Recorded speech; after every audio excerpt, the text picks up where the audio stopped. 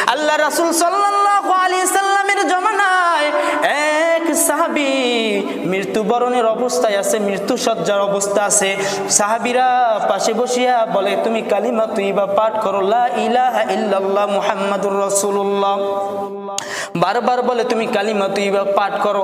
সাহাবীর মুখ বন্ধ হয়ে গিয়েছে, কালিমার শব্দ মুখ থেকে বাহির হয় না।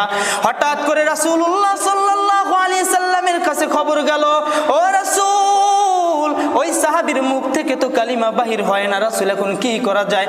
যাও ওকে নিয়ে আসো। যখন নিয়ে আসা হলো, এত চেষ্টা করে মুখ থেকে কালিমা বাহির হয় না। আল্লাহ রাসূল সাল্লাল্লাহু আলাইহি সাল্লাম ডাক দিয়া বলে, ও আবু বকর, যাও যাও যাও, আর মাকে যাইয়া জিজ্ঞাসা করো, ওর মাকে যাইয়া বলো আমি নবী আসবো নাকি। ওর মা আমি নবীর কাছে আসবে। ওর মাকে যখন বলা হলো, ওই মুরব্বী লাঠি